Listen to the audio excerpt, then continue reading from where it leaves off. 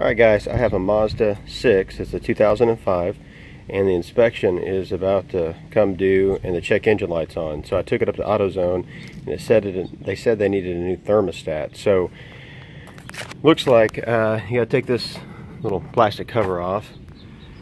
There's the power steering pump assembly. I have to take the belt off of that. And then there is a bolt here, another bolt on the other side, and then a couple bolts underneath. I got to remove all that assembly, the power steering assembly pump. And underneath there, you can see, probably not, you can see part of the pipe right there, or the hose, going to the thermostat. So the thermostat on this vehicle comes in a outer casing. Let me get that real quick. So the one from AutoZone looks like this, and already comes in a casing, so this needs to go underneath the power steering pump assembly. In order to access this belt, you can see it wraps around a bunch of different pulleys down there. I'm going to have to take off this wheel and then get access in the wheel well. So we'll see how it goes. So looks like I'm going to have to take this panel off. We're going to see if these little screws will come out in one piece. Hopefully they will. And it looks like it's connected around here, and there's two screws there and then down there. So I'm going to take that off, and hopefully that'll give me access. As you can see, I got it underneath here, and this is the tensioner on the belt, and it shows you which way to lift. So we got to go to the left. Alright, just removed the belt, but what I did was I just zip tied the belt, so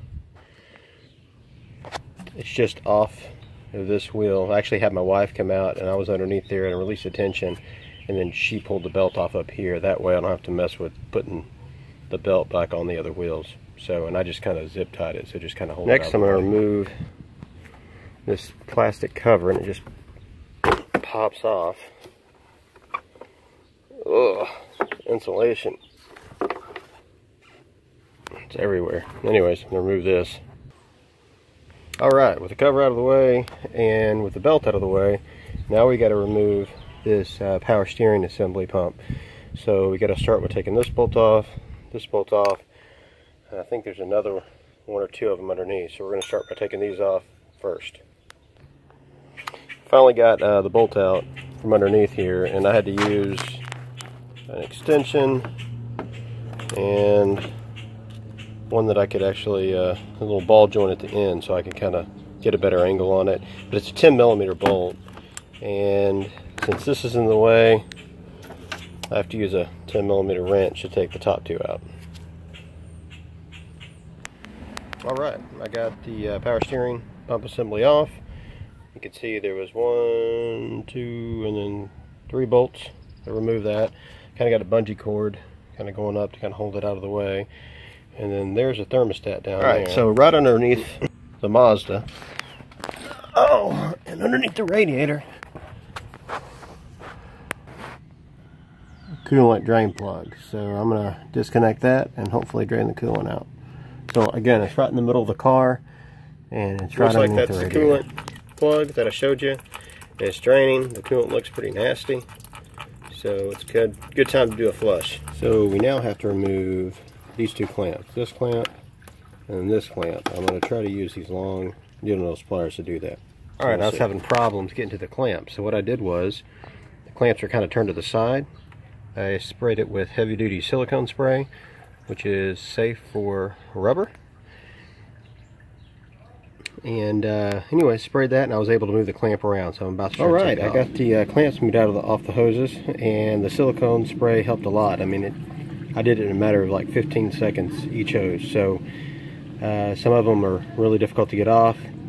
These are pressed in there, as you can tell, pretty good. Were pressed in there pretty good, but the silicone spray really helped. I used a big screwdriver to help pry that big hose off, and I'm about to start working on the smaller one, so that really helped too. I was able to pry up and grab it, hold it in the other hand, and work it off. Alright, I got both hoses off, so I'm going to tuck these hoses out of the way. Already got that one tucked away.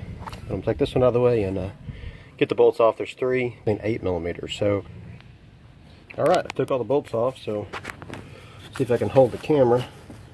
Pull this thing out. There it goes. And evidently, so I got the new thermostat in, not completely bolted in, but I wanted to share a tip. The third bolt is at the bottom where you can't see it from the top. So if I were to attach the two top bolts in, I'd have a hard time trying to locate that hole. So what I did was, before attaching the two top bolts, I went ahead and slid the bottom bolt in and screwed it in from the bottom first. Didn't tighten it completely down yet, and then I'm going to put the top bolts in, so it just made a little bit easier going on. Alright, I got the hoses back on, I got the new thermostat in and tightened down, so we'll put everything back together and we're going to do a flush with distilled water.